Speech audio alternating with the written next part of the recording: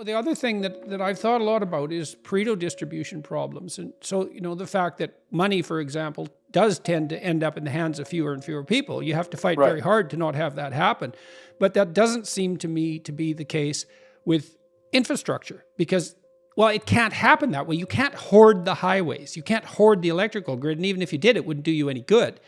And so if you are actually devoted to serving those who are oppressed and excluded at the bottom of the socioeconomic and power hierarchies, then I can't think of a way to facilitate equitable distribution of valuable resources, especially energy, because energy is work. I can't think of a better way of doing that than to concentrate on infrastructure development. And so then that brings us to the next problem that's going to be a big one for this infrastructure bill is like, as pressure ramps up in relationship to climate change and the environmental concerns that go along with that, there's going to be more and more pressure on infrastructure development, in terms of regulating and suppressing it for that matter. And so that's a real tension on the left, I think, because the left tends to be more concerned, let's say, with broad-scale environmental issues, but theoretically also they're concerned with the poor.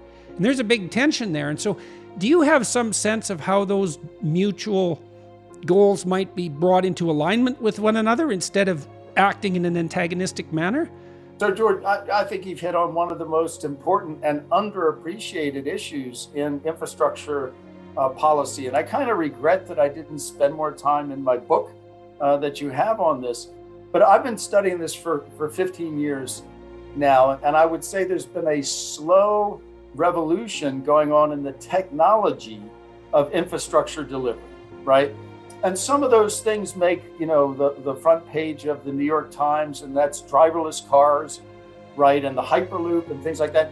But there's a whole host of other technologies that have been developed in the universities, in the labs, in the startups that stand to transform the way infrastructure delivery, infrastructure is operated and delivered in the United States. Let me give you a couple examples. One is smart stoplights, okay? Smart stoplights. I had a kind of a little briefing of this by the folks at Carnegie Mellon recently. And it's a stoplight, right, with different colors, but it has a camera and a sensor attached to it so that the lights are not just on a rote timer. They actually change in response to the traffic that's actually at the intersection. So many drivers have had the experience of going to a rural road and there's a red light, and because they're good people, they stop and wait there and there's no traffic in the other direction. And they just know that if the light knew that I was sitting there, it would turn green. What turns out, the technology has existed for a decade to sense the cars actually at the intersection and change the lights optimally in response to the traffic at the intersection. Jordan, they have it now to the point where they can sense pedestrians and include pedestrians in the changing of the light. They have it to dog, they can tell a dog, they can tell a person in a wheelchair, and they can just change optimize the changing of the colors to maximize the flow through the intersection. Now stop and think for a minute how much gasoline you would save if you did that. How much fuel, how much frustration, how much time, how much pollution. If we just had smart stoplights. Now there's something in the bill that's a pilot program to help with that, right? But the problem, Jordan, is not the technology. The problem is the adoption, right? Is getting the people who own the stoplights, who might be a small town like where I am in Ithaca, where it could be, a county, it could be a city, but it's highly atomized in the United States. But getting them to overcome their risk aversion. And I understand that totally. They're risk averse to new technologies. They're afraid of it. They don't, what we call headline risk. You're the mayor and you're afraid you're going to wake up tomorrow and find that there's been a giant crash because these stoplights malfunctioned, right? But we've got to somehow overcome that risk aversion to get them to adopt these new technologies. Okay, so one of the things you're saying is that part of the infrastructure messaging, and I don't mean messaging in the cynical way, because I would hope that the messaging is actually associated with the underlying policy, so it's a straight game. But if infrastructure development means replacing inefficient use of resources with efficient use of resources, that should be a net gain on the economic side. So for poor people, plus it should have environmental benefits. So we shouldn't be thinking about exactly. Okay.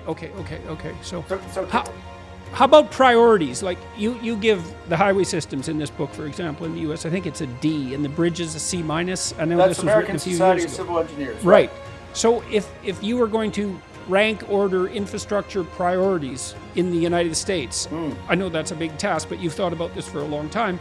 Like, what's really broken? Where's the biggest bang for the buck? So George, let me. Wow, that is a great question. You know, the American Society of Civil Engineers has done a great job of pointing to the deferred maintenance, right, in the United States. So the bottom line is, I think the U.S. has done a good job of designing and constructing and building out new networks to ensure that all communities are connected, right? The interstate highway system, the state routes, the local streets, in infrastructure, same thing across sectors. But we've done so we're good at building shiny new things, but we're very poor at taking care of what we have already. And I think there's political incentives, right? If you want to be reelected, you want the ribbon cutting ceremony with the big scissors, right? But it doesn't get you reelected if you say we put 5 millimeters of asphalt on that bridge over there, even though the civil engineers are telling you need to resurface that bridge. So there's a problem with the political incentives that have led to these trillions of dollars, of deferred maintenance. And I think in the bill, so of course, that's part of the debt. That's part of the debt, that deferred maintenance. Even that's if it's also not calculated as part of the that's debt. also part of messaging failure. As you're describing the stoplights, and that's like the Send City stuff, right? You can plug in like the stoplights also have so many other aspects as charging stations and different security. They can alert to gunshots. Like there's so much in it that's efficient.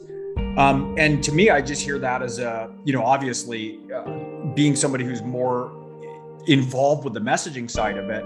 But that seems to me to get somewhere like Ithaca to adopt that, it has to be framed as an environmental imperative. Like, do you want to cut gasoline costs? Here's how we do it. Here's how the city is cleaner. Here's where the money will skew to other people. There's a way that has to be packaged and sold that's outside of the norm. Right. And I think the thing that we see increasingly is that we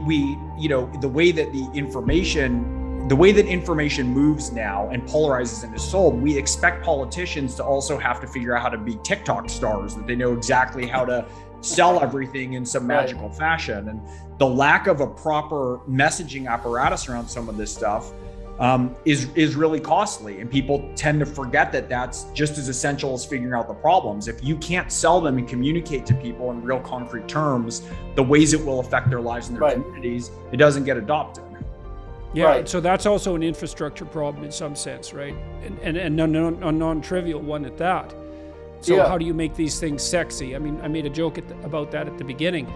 That these tend to be regarded as dry discussions, but they're not. They're the real details of actual policy, the real details of actual politics. And what we're laying out here at the moment is a vision that's something like, well, how does enhanced efficiency, like, why is that a problem for anyone? Well, it's and like also, if it's more efficient. Go ahead. No, well, real quick. Also, this is where ideologies, and by that I don't just mean far left and far right. I also mean like classically conservative and classically liberal. This is where they come to die in a good way in the solution of a problem. Like, if we can have this conversation about specifically how this makes people's lives better, maybe that's a solution that's 70% conservative, 30% liberal when it comes to some application. Maybe. And so what's so important about boiling them down to this and figuring out how to talk about it is a lot of the useless ideological overlay to specific problems that concretely help the working class and the poor and actually make headway for community environment. And that's also, clean fields and streams, right? We're not just talking global warming. We're talking about the communities that people live in, that they fish in, that small businesses are run in. That's where all the rubber meets the road. And well, Greg, it might be a rule of thumb that if the discussion is occurring at a level where all that's happening is ideological argument, then the problem actually hasn't been specified clearly enough to move towards solution.